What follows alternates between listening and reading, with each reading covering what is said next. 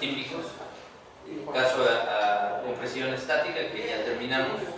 Caso cíclico, que puede ser a tensión o compresión. En este caso quise aprovechar para verificar un diferente a tensión, que él le llama extensión, pues a tensión, pero que sea con fatiga. Y el último caso es radial. Estos son los tres ejemplos tipo, y después de eso vemos tres simulaciones para que vean cómo se puede validar eso en un programa. Esto obviamente es más complejo que el simple resorte, ¿no? Es el resorte más lo que quieras modelar. Esa parte, si no mal recuerdo, nos habíamos quedado en este análisis. Ahí nos planteaba un rango, una ecuación cúbica, para decirnos cuál era el índice, sabiendo que el índice de los resortes es una relación de proporción entre el diámetro de la espira y el diámetro del alambre. Esa relación, hay un rango establecido de 4 a 14, 4 a 16, que nos permitiría estar dentro de la franja de lo normal o de lo no disperso, ¿no? Una campana de Gauss. Entonces, el primer apartado era seleccionar con qué elemento íbamos a tratar, con qué resorte o alambre íbamos a tratar. El resorte se define como resorte extensión o tensión pura. El material nos lo sugiere el autor con un acero diferente al anterior, nos da un A228, que de hecho es el más común de los que suelen utilizar. Y después ya viene el rango que va él a aplicar. Va a aplicar un rango de la media. Utilizó 9, como pudo haber utilizado cualquier otro dentro del espectro de 4 a 16. Despejando la formulita de la relación del resorte, que es C, puede establecer de qué diámetro debería de empezar a partir, como el diámetro óptimo de la espira o de las vueltas, ¿no? Entonces, tenemos aquí el valor de 9, tenemos el valor del alambre con el que quiere empezar, que es el punto 17, el diámetro del alambre. Entonces prácticamente 1.6 pulgadas la vuelta que tendría él que establecer en el resorte, ¿no? Igual son 20 y tantos pasos, 21 si no me recuerdo. El primer paso es ese, entonces voy a explicar lo que yo considero premisas, lo demás pues, lo vas a tener en el documento, ¿no? Paso 2, bueno, esfuerzo cortante, ¿quieres saber cuánto soporta el corte de la espira? Para esto él utiliza la ecuación que ya aparece aquí en los límites, estas ecuaciones, tanto inferior como superior, calcula ambas, necesita saber con qué constante lo va a calcular, él propuso 9, quiere saber cuál es el cortante ideal que soportaría, y ya le da los dos cortantes al límite superior y límite inferior, ¿no? Respectivamente, 9.700 y 16.700 aproximadamente. Calcula el promedio de eso para tener un estimado y son 13.300 P6, pásale, compañero, lo que puede soportar a cortante. Entonces ya tenemos el cortante estadístico, digámoslo así. Después de eso obtiene una constante de corte, así como tienes constantes de concentración de esfuerzos típicas, que tú las conoces como KT, las viste por ahí en el diseño. Aquí también las ocupas, de hecho son varias, son como 5, pero la primera que él calcula es la K sub índice S, factor de concentración de esfuerzos a cortante puro. Y bueno, la fórmula ya es muy sencilla, 1 más 0.5 veces la razón de proporción de diámetros. Como el propuso 9, le da un factor de 1.06. Aquí sí puede darte un factor inferior a la unidad, no hay ningún problema en esos valores, son adimensionales. Entonces esa es la concentración de esfuerzos que ocurriría por cortante. Paso 3 que supone aquí Norton y no sugiere, tomado de otro cálculo, obviamente. Paso 4, ya empieza lo bueno. ¿Cuál es la fuerza que puede soportar el resorte a ser estirado? Y esa fuerza, ¿cómo se va a repartir en cada vuelta? La formulita no es más otra cosa que la rigidez. Si yo veo lo que está aquí, juego, todo esto punto es la rigidez, este es el cortante. Pero va a ser el cortante que establecimos como el cortante promedio. Entonces, simplemente es establecer nosotros cuál es la concentración de esfuerzos por cortante, que es el caso índice S, el diámetro promedio de nuestra espira y el cortante promedio en base a la razón de proporción de diámetro, ¿no? Y con eso obtenemos la fuerza que debería de soportar cada espira, 17.1 libras fuerza. Lo que tenemos nosotros que establecer es con cuál queremos trabajar. Nosotros, que es lo que dice aquí, verifica, vas a ir a máximos o mínimos, ¿no? Cada autor tiene sus propias premisas, este autor se va siempre a mínimos, pero tú te puedes ir a máximos. Calcula con el esfuerzo mínimo, lo vas a ver más adelantito cuando calculamos, ¿no? Y es lo que trata de comentar aquí, ¿no? Si yo me voy a esfuerzo mínimo, pues a lo mejor ese no genera una deflexión excesiva que genere carga crítica y falla, pero sigue siendo una suposición del autor. Yo me puedo ir a, te pasa si el valor va a tener una carga más grande que esa y sí genera deflexión? Pero bueno, él es lo que establece aquí. Para evitar problemas en la fatiga, obtiene los promedios, o nosotros conocemos esto como esfuerzos alternantes. Aquí le llama fuerza media y fuerza alternante, pero yo ambos los conozco como alternantes, porque no es más que el promedio de lo que está ocurriendo con la fuerza en la parte superior y en la parte inferior, o positivos y negativos. Toma el valor de la fuerza máxima y mínima que ocurre en el resorte y lo divide entre dos, cuando son en la parte superior del círculo de Mohr y cuando son en la parte inferior, o sea, esfuerzos principales que te enseñaron a ti, y te va a dar positivo y negativo, ¿no? Estos valores si los ubicamos, ¿no? Estaban establecidos desde el inicio del problema.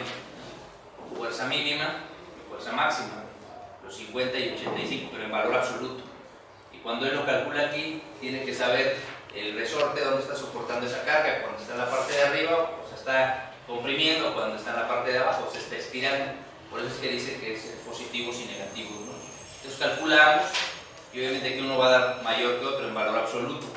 Entonces ya tengo las dos fuerzas, ¿no?, que me van a crear esfuerzos alternantes. Y de ahí lo siguiente es calcular otro concepto que se conoce como cortante medio o cortante alternante medio, o tau m, que es lo que calcula él aquí. Te fijas, se parece mucho a la fórmula que está arriba, nada más que en vez de poner esfuerzo cortante promedio, que es el T subíndice I o tau subíndice I, lo despeja y le pone tau subíndice en esfuerzo promedio o medio del sistema. Y bueno, los datos ya los conocemos: el diámetro del alambre propuesto, el diámetro de la espira, la fuerza media, y aquí es donde tú tienes que establecer con cuál vas a diseñar, con el valor máximo o el valor mínimo. Puedes inclusive hacer una media de estas y sustituirlo, pues también es válido, pero él se está yendo al que llama él fuerza media. Pero queda a criterio tuyo, al fin y al cabo ambos están ocurriendo, ¿no? Está ocurriendo el de 17 y está ocurriendo el de 67. Se va al valor medio, que en realidad es el más alto, y con eso obtiene el cortante. Y lo que quiero que verifiques tú ahí o compares es lo que originalmente nos daba el cortante: 13.300. Si yo hago nada más la concentración de esfuerzos, haciendo la concentración de esfuerzos y tomando en cuenta que está fluctuando entre 50 y 85 el valor de carga, se eleva hasta 52.000. Entonces esto es lo que es difícil a veces de entender, de por qué hace tantos cálculos. Porque si yo me voy directamente a la media, digo, tengo 50, 85, lo sumo, divido entre 2 y me voy a ese es mi esfuerzo, y con ese calculo el cortante, y no, ya se elevó más del doble el valor de lo que tiene que soportar a corte, 52.000 contra el valor medio o promedio pasa de 13.000. Entonces este valor apenas es lo que soportaría, considerando que la carga se está moviendo, que se alterna. Pues hasta ahí ese es el paso 6. ¿Alguna duda? Pregunten, porque sí tiene sus implicaciones, por qué hace lo que está haciendo el autor. ¿Por qué se compara con la fuerza mínima? ¿Dónde? ¿Por qué se compara con la fuerza mínima? Pues para establecer, te dice fuerza máxima y mínima, tienes que establecer cuando tú le pones la carga mínima qué esfuerzo ocurre, y cuando tú le pones la carga máxima qué esfuerzo ocurre. Él está hablando de cortante, sí, pero ¿dónde ocurre el corte? Primero se aplasta o luego se corta. Dijimos que el resorte tiende a girar, el alambre gira y se troza, no se capa directamente, y ese giro genera que el corte sea en la parte de arriba y la parte de abajo. No lo pongo aquí porque sería poner el libro, pero él te pone una pista de sección de corte del alambre, recordando que pasa de lo que viste en círculo de Mohr, y te indica el eje neutro del alambre y te pone los vectores de carga. Entonces tú sabes que el vector de carga va a ser 0 en el eje neutro, y conforme sea el eje va a ser un vector más grande, pero tienes uno positivo y uno negativo. ¿No se acuerdan cómo vieron esos vectores? Pero lo que hacen es poner un circulito, partir en cuatro cuadrantes, y pone vectores que van desde 0 hasta valor máximo tangente de un lado, y del otro lado el espejo contrario. Y él te está diciendo que hay un vector positivo y un vector negativo. A eso le llamas esfuerzo alternante. El de arriba va a cortar tendiendo a tensarlo, y el de abajo va a cortar tendiendo a comprimirlo. ¿Sí me explico? Por eso dice cortante por tensión, cortante por compresión. Yo tengo un objeto, tengo otro objeto, y lo tomo y le aplico una carga de compresión, pues va a tender a cortarlo, lo va a torcer o lo va a cizallar, pero se generó por una tensión o por una compresión. Y eso es a lo que se refiere. Este autor tiene que comparar el valor máximo y el valor mínimo, porque ambos te van a dar la media. Es un valor de dispersión, por eso te digo, hay quien se evita todos estos 6 pasos y dice, dame el valor máximo. Olvida los 50, y pones 85 directo y calcula con 85. ¿Qué va a pasar? Que este valor se va a hacer más grande. Porque entonces no voy a tener la media, ¿no? Yo estoy poniendo la media. Si yo me voy a máximos, me quito 3 pasos, pero el valor del resorte va a ser más grande. Entonces él está jugando con la estadística. Dice, no, pues a veces va a ser un valor de 85, cuando cambie la carga al otro lado va a ser un valor de 50. Está fluctuando, entonces va a tomar un promedio. Va a ser. Que por eso es que fallan, ¿eh? Porque tú supones que la realidad, ¿qué tal si trabaja más a cortante de 85? Pues por eso le agregas el factor de seguridad, la guitarra. O sea, estás ajustando en realidad. Es lo que hace aquí el autor. Y todavía no acaba, apenas es la primera parte, ¿no? Todavía hay 3 iteraciones que hay que hacer. Pero bueno, ahí le da 52.000 considerando la media o el promedio. Y siguiente paso, factor de Wood. Bueno, ese no sé si lo conozcan. Es un concepto que por ahí fácil se conoce en diseño, un concepto sencillo. No es otra cosa más que es una razón de proporción o una comparación del concepto este de concentración de esfuerzos que estábamos mencionando. No sé, lo ubicamos aquí, caso índice S, haciendo así una analogía con lo que vemos en diseño básico, ¿no? Cuando tú ves concentración de esfuerzos, ves 2 tipos de concentraciones de esfuerzos, uno estático y uno dinámico. Te enseñan que si tú tienes un barreno pasado en una placa, los esfuerzos se van a ciertos puntos de ese barreno, en las orillas, y ahí se van a concentrar. Y luego te enseñan que si ese objeto tiene carga alternante, esos esfuerzos se tienen que afectar por una fórmula más compleja que hace que esas áreas de interés se vayan haciendo más grandes o más pequeñas en el tiempo. Eso es lo que te enseña. Wall hizo lo mismo con los resortes. Yo tengo un resorte, le aplico una carga, se concentran los esfuerzos alrededor del perímetro del resorte. Pero si el resorte siempre es, y esa es la premisa de Wood, si el resorte siempre es redondo, todo esto no lo dice, pero es redondo, se refiere al alambre. El alambre es redondo, ¿dónde se concentran los esfuerzos? Y el resorte, ¿dónde se concentran los esfuerzos? O sea, en el perímetro del resorte. Entonces él calculó qué pasa entre la concentración de esfuerzos en el centro, imagínate que es este, y qué concentración de esfuerzos hay en todo lo que es la parte de adentro o el núcleo de este objeto y cuánto está en la carcasa.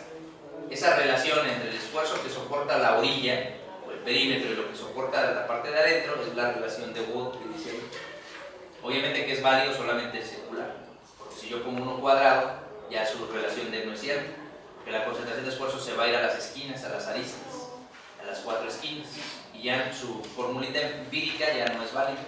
Pero para que sepan que es la concentración de esfuerzo, la relación de concentración de esfuerzos entre el perímetro o la orilla y la parte central, pueden ustedes investigarlo para que conozcan un poquito más ese concepto, que no es muy común, ¿no? Y aquí aparece, y no lo menciona el autor como una referencia, ¿no? Factor de Wood, que se llama KW, en honor al que la descubrió, ¿no? Y él lo calculó para diferentes fenómenos, todos para resortes. Lo calculó para cortante alternante, lo calculó para torsión, lo calculó para compresión y para tensión. Entonces empezamos con el más fácil, que de hecho es el principal, como suele fallar el resorte, por cortante.